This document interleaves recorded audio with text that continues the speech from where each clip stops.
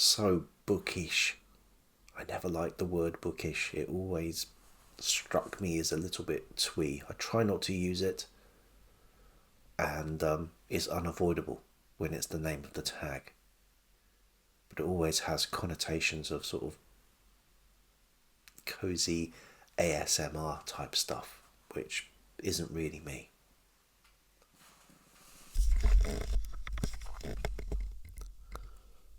I don't understand ASMR. I think it's a bunch of arse. Hello, my name's Gavin. This is Genre Books. It's Tuesday. It's Tag Tuesday. So, this is the Bookish Family Tag. I was tagged some time ago, I think, by Pat at Book Chat with Pat, and more recently by Stuart Griffin, both of whose channels I will link below. And this is a bit of an open-ended tag, which is good because I didn't have to write any notes down. It is just the books, the writers you feel that have turned you into the reader you are today. So at least I will know who to blame. So I will take it from the beginning. Not quite the beginning. I'm not going to talk about the Mr. Men books or the Ladybird books. But let's look at when I first started reading stuff by myself. I was probably still having these chosen for me. I must have, but I did enjoy them. Enid Blyton, The Famous Five, and The Secret Seven. So the first real stories I was reading that weren't picture books were detective stories, which that's good. For anyone watching from the USA, Enid Blyton was a prolific children's author. She did do stories for very younger children, like the Noddy stories. And I never really got into Noddy, but I did enjoy The Famous Five and The Secret Seven. Think Nancy Drew, think The Hardy Boys, but with additional stops for meal breaks, scones and ginger pop being the order of the day. I think I can still remember the names of the Famous Five. You have Julian, Dick, George, Anne and Timmy. I can't remember the names of the Secret Seven. I think there's a Colin and the dog's called Scamper. But there you go. The memory fails me on this occasion. So those were books I was probably reading around the age 7, 8. By the time I'm getting to 9 or 12 years old, I'm starting to choose my own books. Some non-fiction comes in. Give me a book on space or a book on the Titanic and I am there for it. I do remember some books about gemstones as well. I was enthralled by different types of minerals. However, for fiction, Nicholas Fisk is a writer that I do remember enjoying, and they're sort of science fiction-y kids' stories. I remember one called Starstormers, that was really good. I think I remember one called Grinny, which I always used to get confused with Chucky, but is a very different beast. And I think after Nicholas Fisk, a little bit more grown up, but still juvenile fiction. There was no YA when I was a child. John Christopher. And I like that because I still read John Christopher today. I have gone on in my adult life to enjoy The Death of Grass, or No Blade of Grass, as the American title has it, or A Wrinkle in the Skin, or Empty World. But the books I'm talking about here are the Tripods trilogy. And I think they were very popular at the time because there was a BBC serial on kids' TV. The serial never finished the trilogy. I think it had the first two books, but wasn't renewed for the final of the trilogy. I don't think I can remember all the names of the trilogy either. There's one called The White Mountains, and there is one called The City of Gold and Lead. I don't know. I think those are the second and the third books. I can't remember what the first one's called. Maybe it's just called The Tripods. I'll have to look that one up. It's around this time that I'm starting to look at some older books as well. Sometimes these are probably abridged. I think certainly the Jules Verne I read must have been abridged. But I remember reading 20,000 Leagues Under the Sea, 80 Days Around the World. I remember reading H. Rider Haggard, King Solomon's Mines. And again, what must have been an abridged version and maybe a simplified language version for children, and that was David Copperfield. Until this point, my visits to the library had confined me to the children's section. I don't know at what age I got my adult library card at my local library, but once I had the run of the place and not just confined to the children's section, that's when I started to get into horror a bit. So this is age of 11, 12. You sort of knew you weren't supposed to be reading these books, which made it all the more exciting. I never quite got on with Stephen King, and I really do need to give him more of a chance these days. What I did like was James Herbert, and I've still got some James Herbert books. If I see one in these old New English library editions, I will pick them up. So Creed or Sepulchre. I think I did actually read this one when I was a kid. I can't remember. I'll have to read it again. The Dark. But yeah, these covers are great. The stories, I remember being absolutely eye-opening. The love for science fiction continued throughout this period as well. I remember big chunky books. I think the Larry Niven and Jerry Pournelle Footfall I enjoyed reading. Douglas Adams, the Hitchhiker's Guide to the Galaxy. That was fantastic. And fantasy began as an interest as well. I think it's probably because I'd started playing Dungeons and Dragons by this point. So I remember trying the Chronicles of Thomas Covenant. Maybe I was a bit too young for that. It didn't quite grab me, but I did enjoy Stephen Donaldson's Mordaunt's Need, or The Mirror of Her Dreams. I can't quite remember the names of those titles, but I'll put them up here. David Eddings as well, with the Belgariad and the Malarian.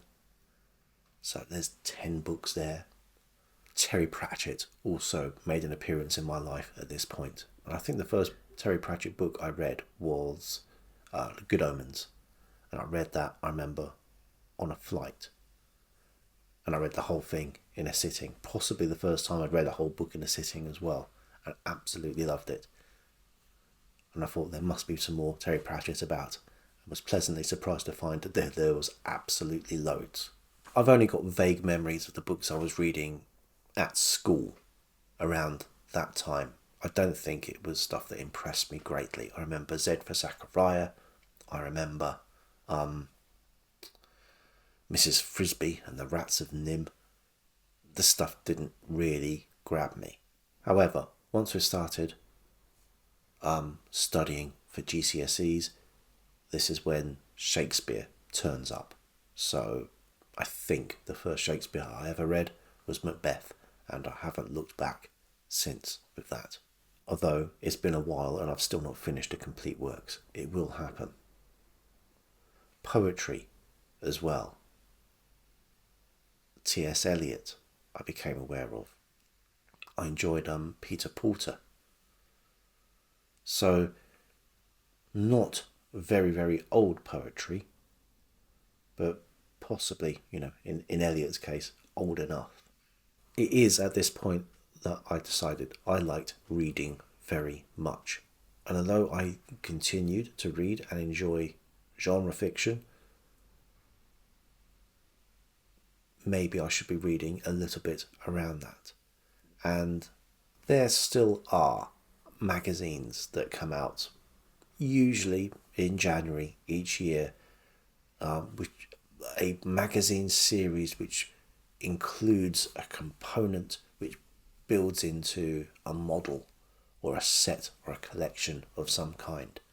So this could be a scale model of HMS Victory, which part by part you will get. So you'll get the mast in the first issue, and each magazine will have details about British naval history, and you will spend an awful lot of money to get a model ship or a collection of army soldiers, something like that. Marshall Cavendish, the publishers, did something called The Great Writers.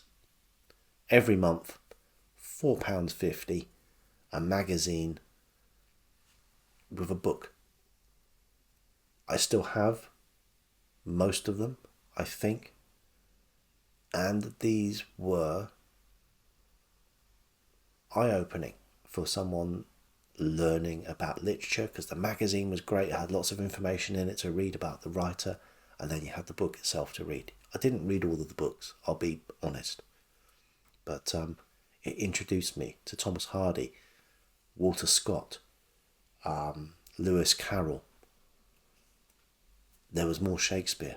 There was 2 books on Shakespeare, actually. There was a book of tragedies and a book of comedies. GCSEs out the way, I've chosen English literature as an A-level, and I continued to enjoy what was being thrown at me. We are also now in a classroom situation where everyone in that classroom has chosen to be there and to study literature. Not at all the situation with GCSEs, when half the class are there under protest because books are boring. And I loved the stuff I was given at A-level. I think possibly without exception. So this is the time when I read Vanity Fair. We had more Dickens with Hard Times. Alexander Pope, John Milton, up to more contemporary authors, well, certainly at the time. So we did One Flew Over the Cuckoo's Nest by Ken Kesey. All of these books, I think, have stayed with me. I've moved to a different school, a bigger school, with a new school library. And it's here that I find Samuel Beckett, and I just read most of his plays. It's here that I found the beats. So at this point I'm now reading Kerouac, Ginsberg, Ferlinghetti. I discover philosophy for the first time and realise that that's probably not for me. But I gave it a go. It's around this time that my reading tastes are expanding almost exponentially. So I'm finding new authors, it seems, almost every other week. So I would find Italo Calvino, I would find Borges, I would find Umberto Eco, Salman Rushdie, Jonathan Coe. I think this is around the first time that I encountered Paul Auster as well. So I'm really enjoying everything I'm finding. Wanting to study literature for my university degree is pretty much a no-brainer. So off I go. And I find more writers. And you are in a whole world of people who really want to be doing this. I'm also trying to get to grips with theory for the first time. And yeah, I like some of it. Some of it I just want to just enjoy the book. Thank you very much. University is 3 years of getting to read all sorts of stuff. So everything from, on the English side, Restoration, playwrights, Sir Philip Sidney, through to Jeff Dyer. I'm also doing an English and American degree, so there is a lot of American content as well. So everyone from Charles Brockden Brown to Toni Morrison. There's a lot to cover, so your reading is largely prescribed during this time. Even more so once I get to my masters, which is a lot more on the theory side, and yeah, not a lot of time for fiction. And then we get to some wilderness years. I'm still reading, but not nearly as much. During the years of study at university, I sort of drifted away from genre fiction by and large. There's still sometimes some. I did a course on detective fiction, for example, so you will find some genre elements there. But it took me a while to rediscover science fiction and fantasy, but it did happen. And in a big way as well. So that's where I am now, where I want to be reading everything all the time. And that's how I got from there to here. There are still plenty of gaps in my reading knowledge, and slowly I'm trying to fill each of them. Some will remain unfilled forever, I'm sure, but I can only try. So thank you, Pat and Stuart, for the tag. I'll tag some others down below the line. And until next time, bye.